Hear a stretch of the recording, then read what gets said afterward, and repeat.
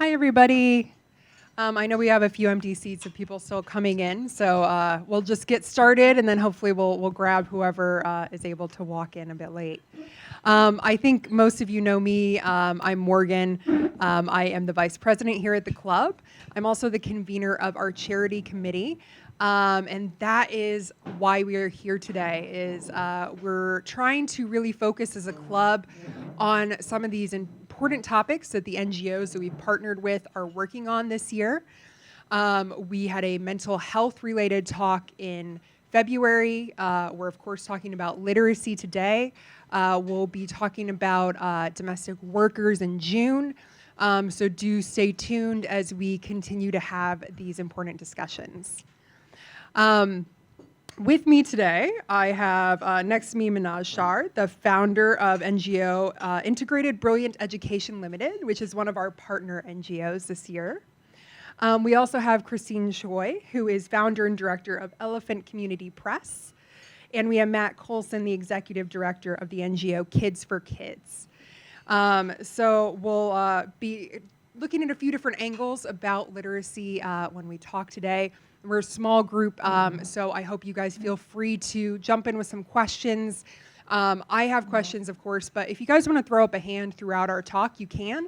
We don't need to wait till the end. I think it's good to be a bit interactive with a smaller group like this. Just quickly with the charity committee, you can feel free to check out the FCC website. We have information about all of our partner NGOs there, so you can get a little bit more information about IBLE and some of our other organizations and the work that they are doing, as well as some volunteer opportunities that they have. So one of the reasons we were looking at this is we just got done with Hong Kong Reading Week. I don't know if you guys saw that happening around the city, some advertising going on. One of our other partner NGOs, Bring Me a Book, hosted some great activities at the Hong Kong Library and around in the community. And so they're really focused on some of the gaps that we still have with literacy in Hong Kong. And there's a few stats that really surprised me when I was looking into this. And these are from the Progress in International Reading Literary Study, which happened in 2021. They do this every few years. But in Hong Kong, 16% of parents read with their kids. Only 16, which the international average is 42%. For Hong Kong students, 32% say they are very confident in reading, and that is compared to an international average of 43%. And then only 14% of Hong Kong parents very much like reading, which is one of the lowest rates of parent modeling. So we're looking at, overall, literacy is fine, people can read, but the enthusiasm, the interest, the comfortableness that people have for reading is quite low in Hong Kong. So we're going to talk a little bit about that today. So to get started, we have all of you guys coming at this from slightly different angles. So why don't we have each of you briefly introduce yourselves and tell us a little bit about what literacy means to you. Manoj, I'll go. Good afternoon, everyone. My name is Manoj Dhar. I am the co-founder of the Integrated Brilliant Education Limited. We are an educational NGO. We started our operations close to 10 and a half years ago. At the moment, we have 2 after-school education centers where children from underprivileged, low-income ethnic minorities come to study with us on a daily basis, Monday to Friday, and we have 280 such children who do this between primary and secondary schools. And in our ongoing zeal and enthusiasm to bridge the gap in language learning, we then opened up our first kindergarten, and the kindergarten is now fully functional and operational. The good part with it is that it doesn't cost an arm and a leg to come into the kindergarten. We have a nice inclusive environment where children of low-income ethnic minorities, Chinese, whether Hong Kong or mainland, everybody comes in. And our model remains very, very true to what Hong Kong has always aspired for all children to be. Basically, be biliterate and be trilingual. So that is a key driving factor for us. And this is where we as opposed to what our centers are doing, our school is very, very different. So in terms of just the literacy aspect, I think the way we've always looked at literacy is something akin to, what Mark Twain said and always believed in, that, the schooling should never be interfering with education. So literacy from the point of view of the schools giving tons and tons of homework and books to read and then come back with the homework every single day, that's just the routine in the local schooling system. And a lot of your percentages are the way they are is because the international school kids, so the consistent statistic is that every year when the schools are finishing, there's just 2,000 or 2,200 kids who get out of the international schools. The massive bulk and mass is in the local DSC-run schools, which is 50,000 kids. So where there, the curriculum is so driven by just get your homework done, finish all your assignments and all that, so that literally stifles the joy out of studying at school, which then means that the parents tend to prioritize getting the homework done rather than do the things which parents should be doing. Let's just sit down, let's read a book, and let's think about Alice in Wonderland, or let's think about Geronimo Stilton and stuff like that. So it's not shocking that the fact is what it is.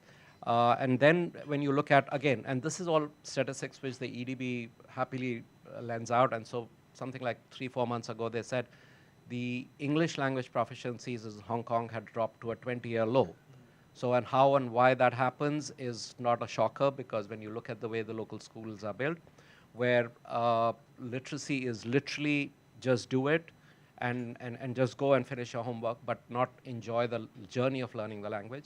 And it's a similar case with Cantonese. So Cantonese is infinitely a harder language to learn as opposed to English. And then the very concept of being trilingual is always going to be a bridge too far. So that's what our learning experience have taught us, and that's why we said, hang on, if we really want to address root cause issues, then we set it up at a kindergarten stage where the children are fearless and they are happily going to absorb all 3 languages without any concepts of segregation or, oh, I'm not ethnic this, and so it's not my mother tongue. Great, thank you. Christine? Hi, I'm Christine, and I'm the founder of Elephant Community Press, and a mom of 2 boys. What we do at Elephant Community Press is that we run an after-school creative writing program for kids from 4 to 18. We also publish their work. The reason we do this is because we believe that everybody, all of us, have stories to tell, and that their stories are worth sharing. Okay, and so that goes back to what I think literacy is, right? Literacy is technically being able to read and write, right? But why, right? Every day we navigate millions of different kinds of texts, right? Whether we're reading the sign on the MTR to figure out where to go, whether we're, reading the menu, deciding what we want to eat, sending a message to a friend, right? And so literacy really is about being able to navigate these different kinds of texts in our world, right? And that would encompass literally reading it, but also understanding the visuals in today's age, understanding digital literacy, understanding like formatting. What is this text for? What does it mean? And so to me, kids in the future and now need to be able to understand this, figure out how to work with it, what does it mean, and create it. But why, right?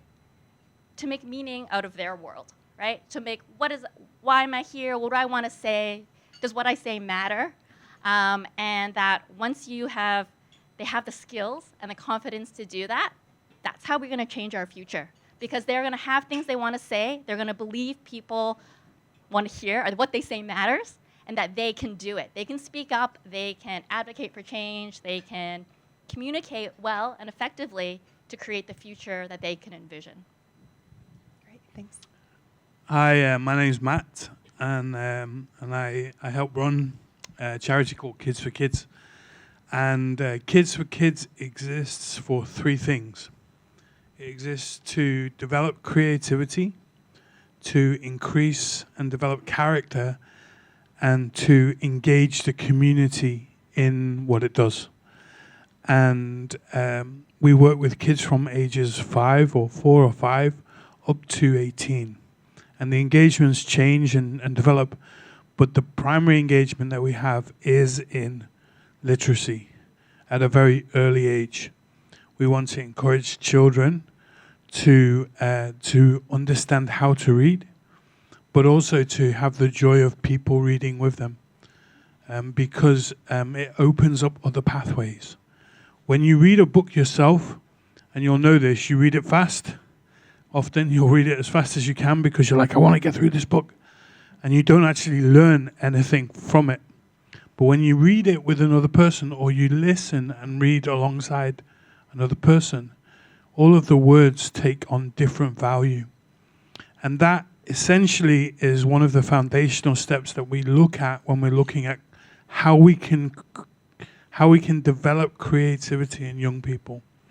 Because the one thing that we think is lacking in children in general, in this age where we're fixated on our screens and we watch YouTube and everything else, the one thing that is really lacking is this idea about creativity. If some of you were born in a similar age as me, you would know that when you're growing up in the 80s and the 90s, you had unlimited amounts of boredom in your life. And so you had to be creatively minded just to get through the day. You had to have imaginary friends. You had to find the hose pipe in the garden and find a way to create something with that, right? You had to do something that would stimulate your brain. In this age, we believe that the stimulation comes when children will help other children to learn and to develop in their literacy journeys. So yeah, thank you. So Manoj started touching on some of the Hong Kong specific hurdles that we're seeing, and that reflects in some of the statistics that I gave. Matt, could you tell us a little bit more about the hurdles? I mean, you mentioned, of course, screen time. What are you seeing in your work with kids? There's many. I mean, we're working with low resource children as well, and so they have cultural barriers. They have challenges in identifying why these are important things. Especially we're working with English as a medium, right? Why does my child need to learn English in Hong Kong? So those are some of the barriers. There are a great many different barriers to literacy, as Manoj shared before, in particular in the education system, which just teaches you to pass an exam. And doesn't give you the joy of learning together with another people or with other people the benefits of a literacy journey, right? So yeah, there are a lot of cultural barriers. You've got the challenge, and part of the reason why in Hong Kong parents don't read to their children is also down to the fact that Hong Kong comes from a migrant community. Generally, they've migrated from China to Hong Kong, and they've basically, in some cases, they've deferred their parenting to helpers. And so, if you ask the question, how many of your helpers read with your children, the answer might be slightly different and might be higher than you expect. But yeah, there is a challenge there because there's a deferred parenting that is very common in Hong Kong for those that have the means to have a helper. For low-income families, it's much more about the challenge of trying to help them to think outside of their box. Help them to think your child doesn't have to just work in a restaurant when they're older. What we really want them to do is to identify their skills, to think and have the ability to think outside of the box, so that when they grow older, they become resilient, so that they can navigate through the world understanding what is happening and finding ways around it. And that resilience is a really, really important facet of what we want to see for Hong Kong children. When they're more resilient, they will be able to overcome problems, and that's really important. Thanks. Manoj, you of course work with some of these low-income, these migrant communities as well. So building off of what Matt said, what are you seeing as far as those kind of family reading time or encouraging reading for fun? See, I think the first fundamental institutional flaw that's there is that, even stuff like a lot of what we want to read outside of schooling has to come with a school in its pedagogy saying, what about you write an essay for 200 words on what do you do over the Easter break? Or how did you celebrate your Chinese New Year? Or reduce it to a 50-word précis. So all those then encourage a child to be a little bit more creative. So of course that is literally not the case in the local schooling systems. The other thing, of course, is that, and this has got nothing to do with, strangely enough, nothing to do with socioeconomics, but bookstores. So it's so difficult to find bookstores in Hong Kong. I mean, you had many till some time back. You go to the airport, you can't find bookstores. So for a child to go in there and just fall in love with the concept of, I want to increase my vocabulary, I want to learn so many more colorful, artistic, creative words, but where do I find the books? So we have literally done it at the end of an academic year. The kids who perform well at school said, all right, we'll give you gift vouchers.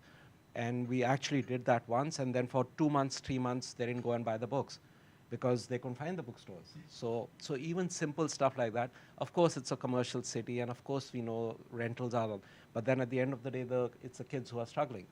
So that's one aspect. The schooling bit, the pedagogy is another aspect. The third aspect is, he's right. To a large extent, people over time have unfortunately restricted their parenting responsibilities to just simply that of, we've given birth to a child, and now the school will take care of it.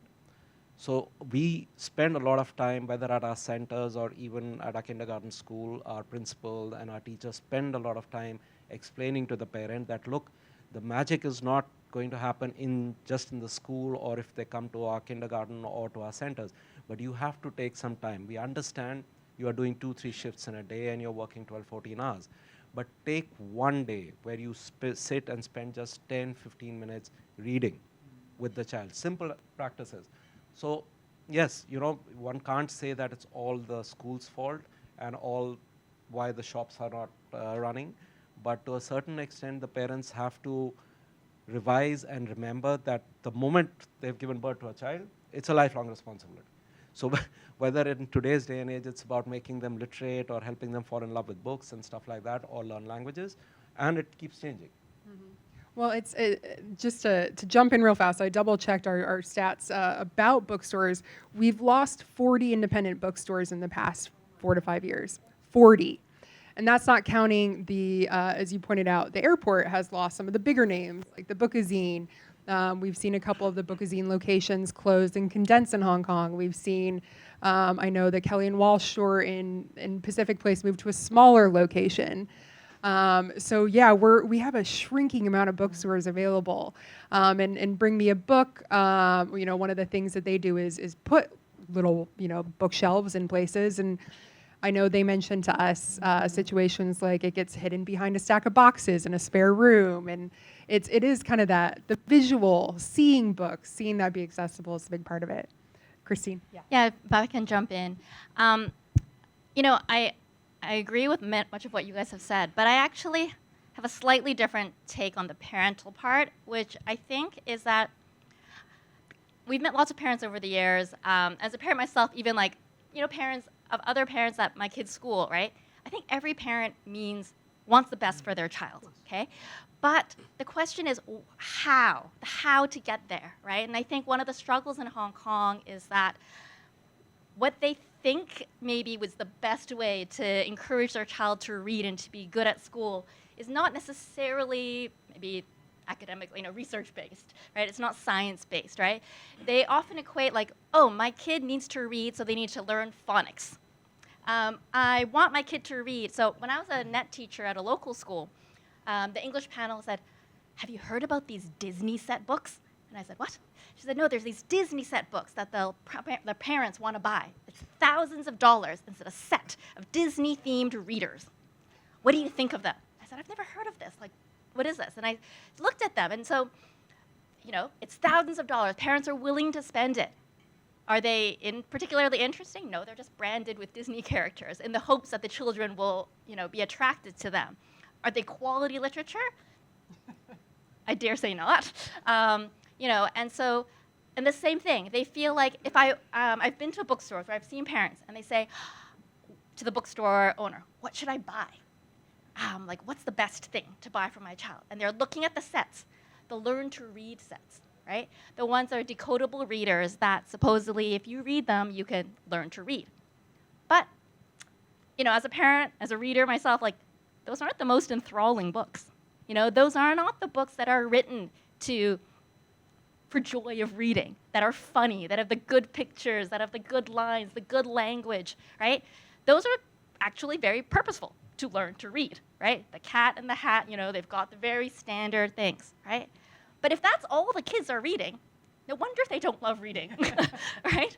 I do not want to read that, every day only, right? As a parent, I have to read them with my child. He brings them home, and the teacher says, read this with them. But if that's, and so I don't enjoy it. But what I do enjoy is books that are written by authors for the purpose of entertainment, right?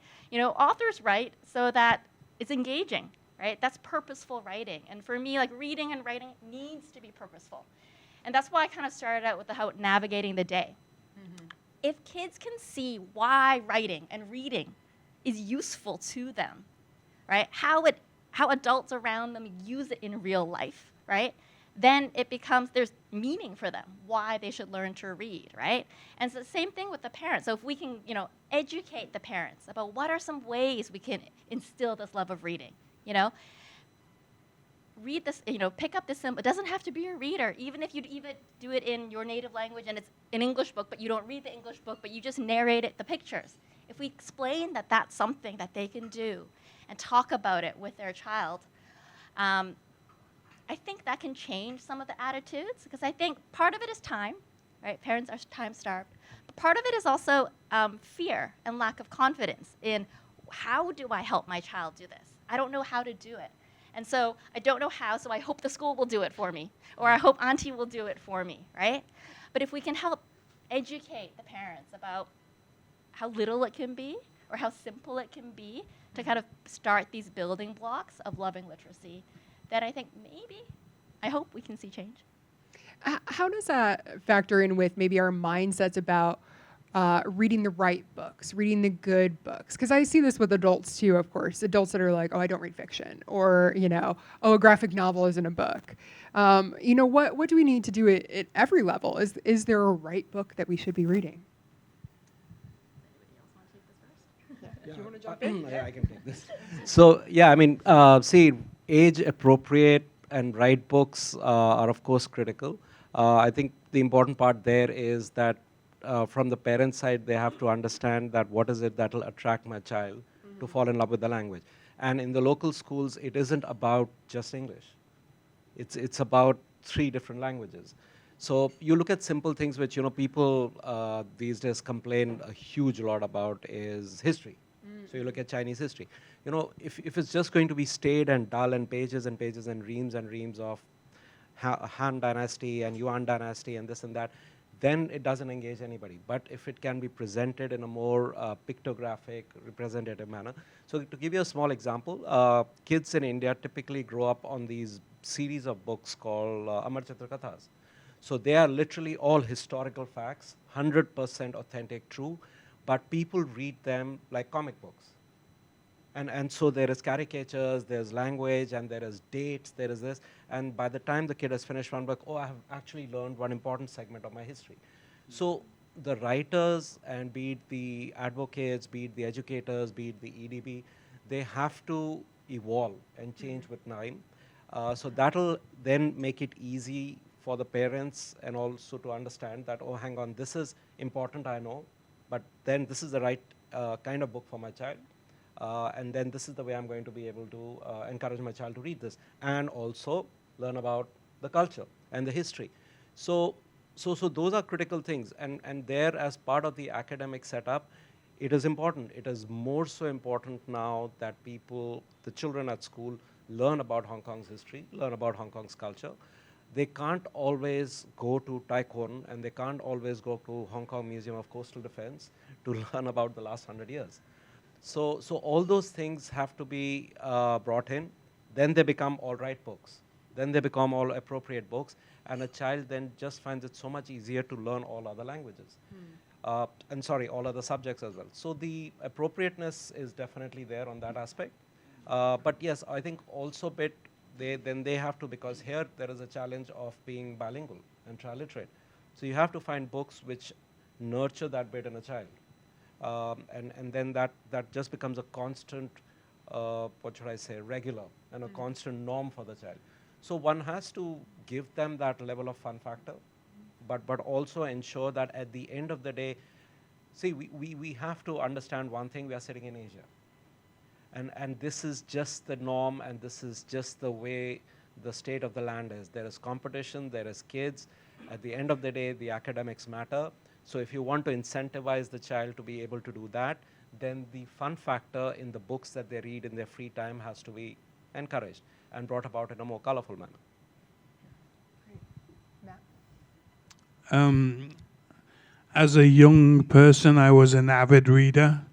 I used to lock myself under the stairs in my house with multiple books and just sit there for hours. And at 11 years old, I was introduced to John Steinbeck, and I read Of Mice and Men. And that was probably one of the most important books for my life, because it introduced me to what the Depression was, the Great Depression, from a historical perspective. And it introduced me to gloves that have Vaseline in them. And as an 11-year-old, I'm pretty sure I didn't know what that meant. And I kept that as well. I didn't remember it, but it's held with me, right? And so there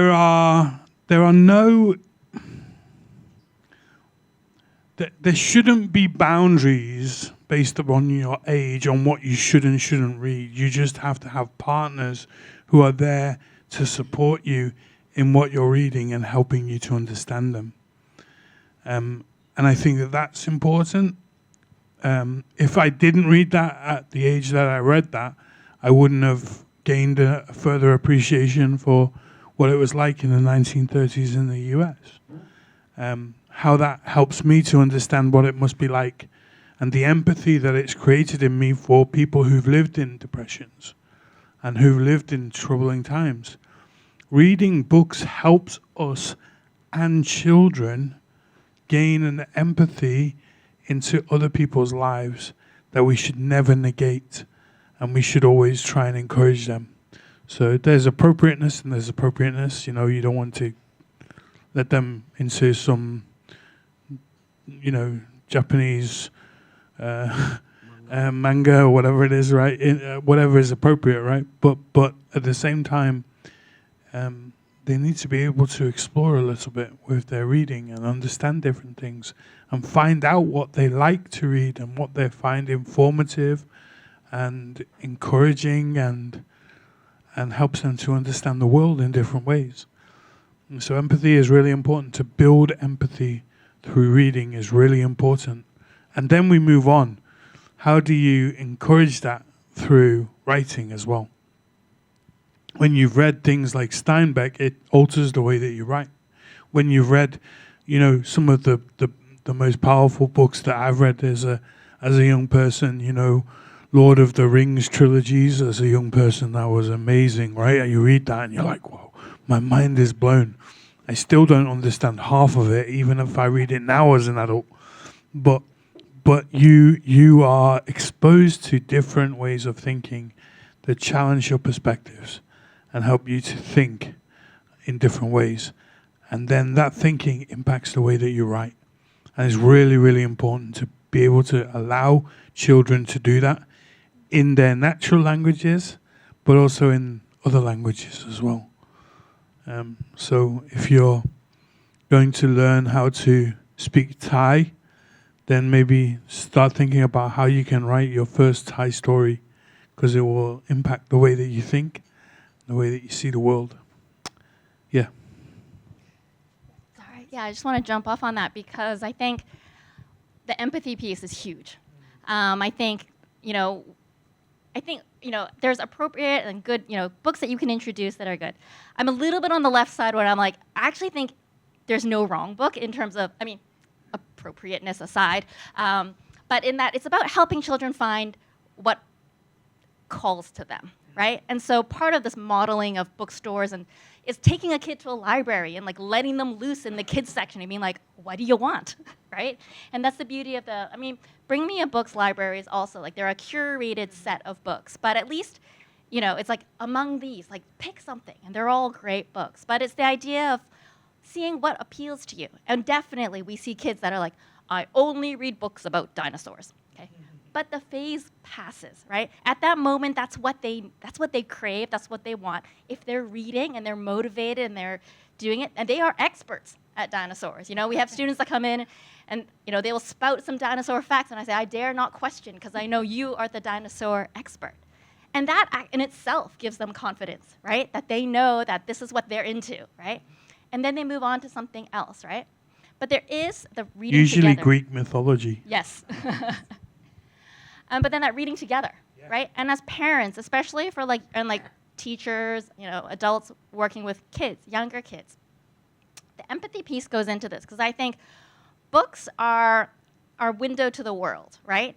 In that they can introduce to us places, time periods, people that we have never encountered in real life, right? So by exposing children to a wide range of books and experiences, they can get a little glimpse at someone else's life, right? And, in terms of, they talk about like theory of mind, right? Understanding that someone else out there has ideas and experiences different from your own. That's something that's developing when kids are young, right? That's a concept, right? That it's not all about me, right? And so through books, they can see that. And they start to absorb like what someone else may be thinking, what someone else may be feeling, right? So there's that piece, like, making the unfamiliar things in the world familiar to them. But the other piece is helping them find find themselves in books. And I think there's a lot to be said for that too, right? I remember when my kids were young, having a hard time, or a new sibling is on the way, and people will say, oh, you should get a book about that, right? And it's true, right? Reading about things that are difficult, or reading about emotions, like, it's hard to talk to kids about emotions. It's hard to talk to adults about emotions. But sometimes reading it through a story is something that they can get. And it's a conversation starter. So when you're with that adult or that, big kid reading buddy, right? And you can talk about the book. And later it comes up. Like, oh, remember in that book when that happened? What'd you think about that? Or how do you feel? Would you do that? Right? It's those conversations that help them make meaning out of what's happening to them. Because so much for kids is strange, right? A first time, a first feeling, a first idea. But by reading these books and reading about it, there's a point of connection. And I think that's really what literature and writing and reading is about. Which I think is a great segue into one of the big questions I wanted to ask, which is about AI. I think we all hear it. I know I hear it. Do we need to be practicing really good writing if AI is going to take over my job in 10 years?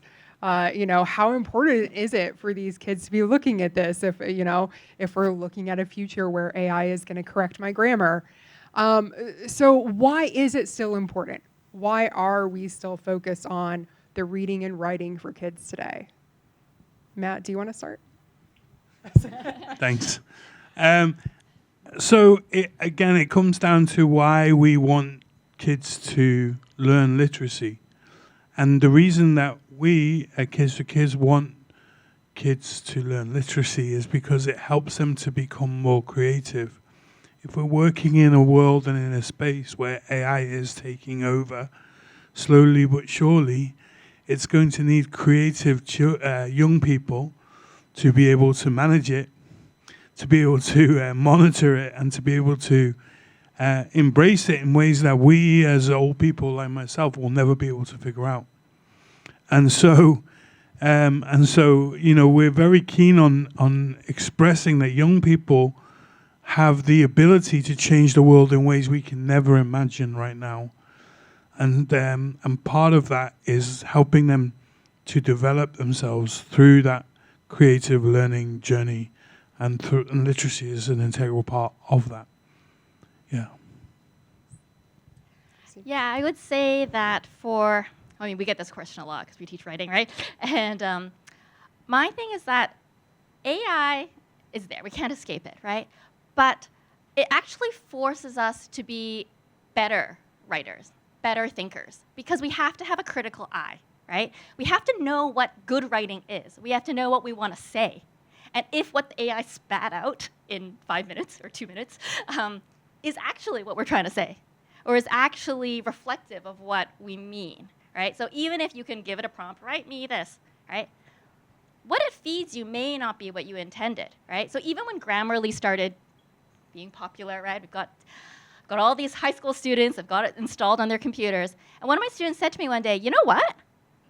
It's not always right. I said, indeed. So it's a tool. And AI also should be a tool, right? We've got grammar check, we've got spell check. In a way, it's lazy to not use it nowadays, right? Because it's there. But the question is it correct? Is that what you mean to say? Are you making a stylistic choice to have fragments, right? And so for kids to be able to know that, they have to know what good writing is. They have to know why you put a full stop here, why you put a full stop there, right? And so AI actually is going to, dare I say it may replace us, but it may also, in the meantime, push us to be better. So I've been talking to a couple students who are doing research papers, right? And I said, but they're doing it for personal projects. And I said, okay, why are you writing this research paper? What's in it? And they're like, well, it's like for school, or it's good, and I'm interested in this topic. I said, okay, but I'm not suggesting you to. I'm saying not to do it. But AI could hypothetically gather your sources, and you would check them, right? So, what's your take on this project? And we came to the point that is your experience, their experience, their reason, their why, is what will take it to the next level, where it's not just a regurgitation of facts, right? It's their story, it's their intention. So one student is saying, I want to share my personal experiences as doing stand-up comedy as a teenager, and how it's helped me with mental wellness, and how I think it can help other kids. Mm-hmm. That's not a story anybody else can tell. That's not a story AI can tell, we think, for now. So it's forcing us to come really think about what are we creating and why. And just to add, I think it's important that we understand that individual thought is important, right? And I'll give you a story about AI. I was in the Philippines, and I was randomly invited to a government function. I don't know whether any of you have had this experience where you're randomly invited to some government function, and then you're like, hi, you're shaking hands, and you're like, I think this is just a shaking hands job. I think I'm okay. But then they go, oh, by the way, we've invited you to speak in this conference or in this congress, right? And I'm like, what the? And they're like, and I'm like, how long do you want? And they're like, well, you're going on in 2 minutes, 15, 20 minutes. Is that okay? And I'm not a politician, so I don't have a stump speech, right? I don't have the ability to just go, oh yeah, these are the 3 things that I should talk about. So I quickly jumped out AI and went, give me a speech on 15 minutes for this particular thing, which was around child protection in the Philippines, right? And they gave me 3 or 4 points. But fortunately, I read it before I spoke it, because it gave some really random things in there that I was like, where are they getting this from? This is really strange, right? It seemed like it had been attacked by dark web sources, right? So I was like, okay, I gotta mess that. I've got to completely not talk about that section, right? I'll talk about something else that I can add in. So it gave me 15 minutes of not very memorable content, um, which got me through the day. But if I want to encourage individuality, if I want people to understand the importance of individuality, of being creative with your thinking, AI does not do that for me. And so that's why I've used it before, and I continue to use it in my life. But it doesn't give the same level of individual creativity that I think you can get from people. Yeah. But please tell me why. I think AI. So one thing you've focused on a lot is growth and literacy, which is really great discussion. And I think you're preaching to the converted here. Is that working? But there are lots of other mediums where you can get empathy about what's going on in the rest of the world. You know, this is one. AI. If you are researching a topic and you're, as you did, and you're not sure, AI can give you some very good pointers of what to do more work in, and that then leads to the creativity. So Yeah.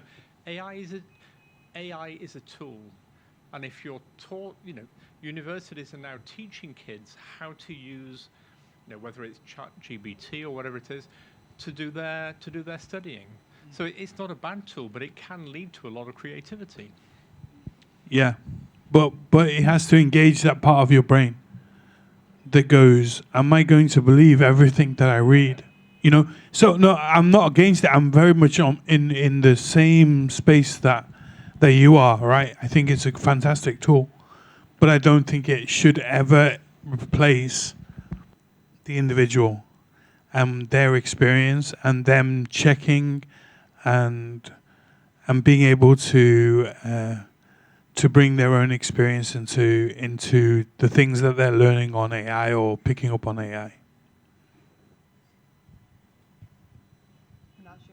Should I? Yeah, go ahead. So I have just 2 points on this. Of course, one, like everybody agrees, AI is here to stay, and it's only going to get better. It's only going to get smarter. So no point fighting that. But if you are being very, very myopic and looking at it only from the point of view of literacy and language learning, so here's where a small pond like Hong Kong is headed. So around 3, 4, no, I think around 7 or 8 months ago, there's this group, and this is in the South China Morning Post, and you can read it. There's a group of secondary school principals who actually recommended to the chief executive that while English and Chinese are core language subjects in the DSE, let's get rid of both of them. So the point that I'm trying to get at is that as it is, the literacy level, the ability of children to read, write, do anything in one language or 2 language is so bad. And this is what people are now saying and recommending, that you get rid of 2 core language subjects. So with AI coming in, and when AI was not there, and that's the way we've all grown up, we learned the importance of an apostrophe and a comma and a full stop and a paragraph and a salutation, and your date comes here and it doesn't go there and stuff like that. Facts research, yes, is a different thing. But when you're actually learning language and grammar, and if this is how people are pushing the envelope, which is to say, let's just get rid of both these languages from schooling system, and let not that be a criteria to get into the university. If we give that much leeway or that much flexibility for AI to come in, at least on the language learning side, then there's no end to it. I mean, as human beings, are we trying to evolve and get further, or are we trying to go back to the Stone Ages where we'll say, oh, hang on, we'll just work with each other on symbols? The other thing which the AI has done is I sometimes get pieces from kids who are doing work at school and all, and I've been talking to that kid I said, this is not you. This is not your capability. What are you doing? Where are you getting this from? And then they say, oh, no, I did that and I did this and all that. But the point is that that may give them that sense of satisfaction, which is again not their fault, because the schooling system says just generate something, we will give you great marks, and you're set for life. But their ability to communicate with a fellow human being, and this dovetails in with what you have been saying, that the emotional aspect, the personal experience aspect, that all of that gets marginalized.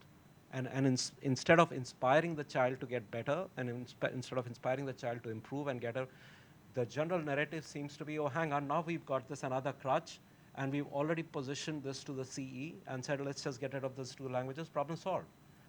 So yeah, I mean, there has to be some sense and sensibility to till what extent, AI can be used. Of course, it can be a lifesaver, but yeah, I mean, Maybe we should suggest to the CE that we should get rid of maths as well. Okay. You would have to be on the Association of the School Principals. Yes, William. Can we get a mic up here?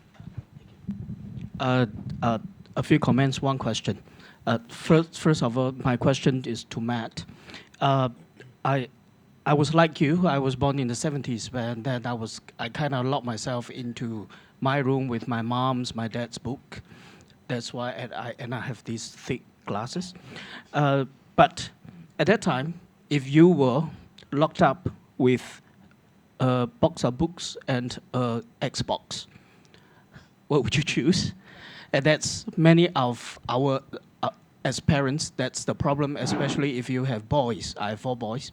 So one thing good is I only have one gaming console, so they can take turns. Yeah. So the rest can go. My son has a PS5. Yeah. How do you wrestle with the other more enjoyable things like gaming? So very recently we were on holiday, and we went to Thailand, and he was not allowed to bring anything gaming related with him, and he just read vociferously, right? Wherever he had a spare moment, he read. When there is options, he wouldn't. But if you can limit those, I mean, for me, this is a parenting issue, right? But for me, I try to say, yeah, it's okay, it's a game, but not in excess, right? So it's helping them to learn about excess. While they're still young, they still have time limits, On a daily basis, they have 20 minutes, like during the week, that they can play. And then, let's go, you can read whenever you want, you can do any of those things whenever you want. Not a problem. They're off time limits. But maybe I should put them on time limits because they may think that it's more important, and then they should do that. But I guess, I mean, if I had that option, and I was one of the early Nintendo adopters when I was a young teenager, and that became a problem because I liked 1944 and shooting down planes. Yeah. So I guess there is always that challenge and that problem, and there's a balance that you always have to find. And my comment is, I tend not to be so worried about the low literacy scores in a tri-language system where I'm a Singaporean. We are torn up with 3 languages. So we tend to, if you, unless you are exceptionally smart, you have a huge glass of water, then you pour into 3, then you can fill up 3 glasses. But most of our kids are just ordinary human beings. So if you spread them that thin, Chinese, English, plus we have Malays to learn, then you probably are not going to be expert in any one of them. But rather, you probably can pick one, and the other 2, you try to manage to pass it, and that's good enough. That's why I think a lot of times when we talk about literacy, we are overly concerned. I think for kids who is able to read in one language and is able to pass the other 2 languages, that's probably all right, yeah, to me. So just to, you're right. The thing is that it isn't about getting A star and everything. Absolutely agree with you. The issue is that a majority of the children don't even have a word of either of those two languages. So we have kids from our centers who are now studying at HKU, HKUST, Hong Kong born, bred, raised, gone to the local schools, everything, not international schools, not private schools. Not more than 4 words of Canto. So when even though they are at HKUST, and this is the conversation I keep having with them, that it's great you are at HKUST, first kids from your family, but at the end of the 4 years, your degree is literally worth the paper it is on, because you're not going to get a job. Then recently they said, oh, you know, sir, we had GBA presentations and all that kind of thing coming into our universities and all that. I said, you understand, you don't even have a word of Canto. So our concern on that part is because it's that extreme. But if it is even at the level that you're talking about, it's perfect.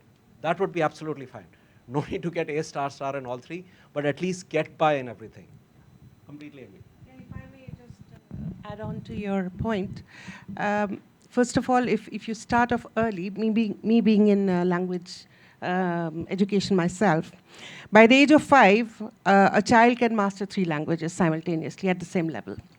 It keeps going progressively lower as they go older. It's my experience last 20 years. Number one. Number two is that in Hong Kong local education system, Chinese is a core subject to appear for the essay. So they cannot afford to be just okay. So it's Chinese literature, it's not just language, it's literature. Then English and Chinese have to be at par for them to get any kind of chance at life.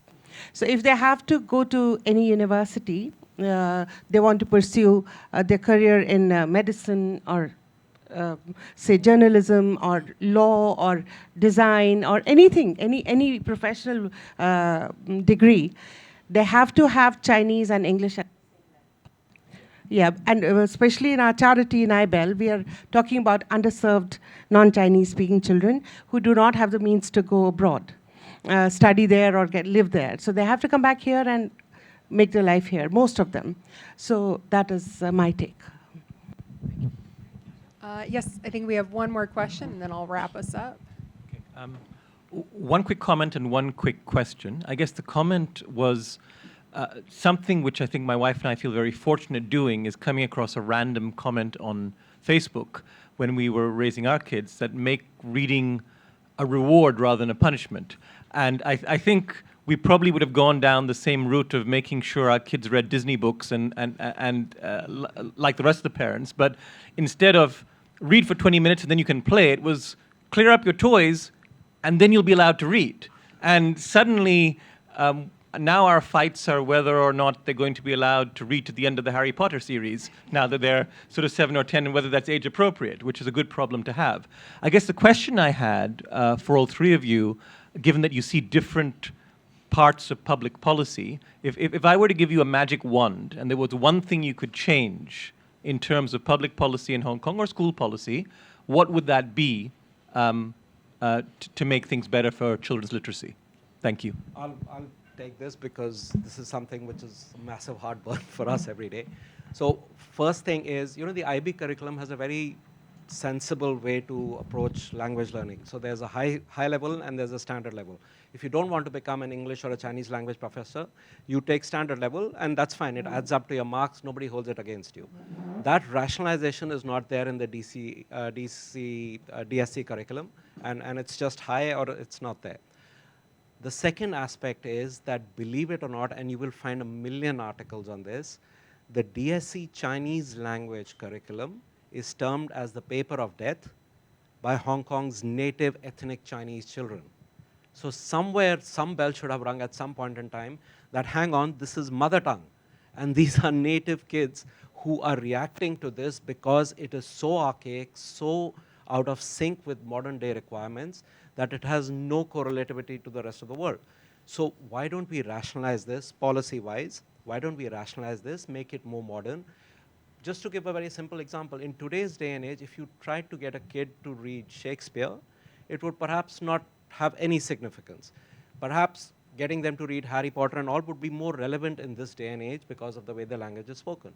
That has not happened with the Chinese language, and that is where the policy decision makers had and should have done that thing. So that should have rung the alarm bells. And then the other third aspect bit of it is that it's not just and the thing is that it's become associated with ethnicity. So Chinese language has become associated with, oh, it's non-Chinese kids, so they can't pick up the language. But then hang on, English is hitting a 20-year low. So are you saying that that too is ethnicity related? So pedagogically, the entire system needs a massive reboot and a revamp, and it has to be made more relatable, more appreciated. Saying stuff like, and to have the gall to say it, and then to go to the South China Morning Post, see, I'm a genius. I actually told the chief executive, and all of us told the chief executive, drop the 2 languages. So you can't be doing stuff like that. That's just my opinion. Christine or Matt, do you have any policy things? I'll start by saying I love China. There are many things that can be changed, and sometimes they can be undone. But in essence, I think that the biggest challenge is equipping teachers to be more able to deal with variance in school. And that would be the biggest change. So teacher training. To deal with people who come from different backgrounds and allow them the opportunity to thrive. And so that, yeah, for me, that's one of the biggest challenges. I love China. It's a difficult question. But for me, I think when it comes to like reading, you're talking about reading being like chocolate instead of like a punishment, right? That part of it, I think, is the time pressure of everybody, parents and children alike. And so I actually would just say do away with homework, especially at primary level. No more homework across all subjects. I know this is not ever going to happen, nor will it be well received by many parents. But and I think if you change it and say, okay, there's no homework, but you find some way to incentivize reading for pleasure. And saying that, you know what, parents, you have no homework. You do not need to supervise dictation practice. You don't need to do any of this. Your one thing is to take your child to somewhere, give them access to the school library or the public library, whatever it is, and you're going to spend 10 minutes every day reading with your child or reading side by side with them. If your child can read by themselves, so be it. But you're going to sit next to them and not on your phone reading, because yes, we read on our phones, but they can't tell that's what we're doing sometimes, right? And so I think this modeling, right? And so, or even in schools, right? If I said, okay, you know what? In every English lesson, every English teacher is going to spend 10 minutes reading a bit of a chapter book. Like, I loved that as a child. That was like the highlight of the day when the teacher sat us down and started reading like the next chapter of the book, right? Even that, modeling this love of reading, this love of language, and that it's important enough to make time for it. I think, I don't know, yeah, that would be my dream. Great. Well, we've run a little bit long, so I'm going to cut us off there, but hopefully we can continue the discussion offline. Thank you all very much for attending today, and big thank you to everyone who has come up and shared your thoughts.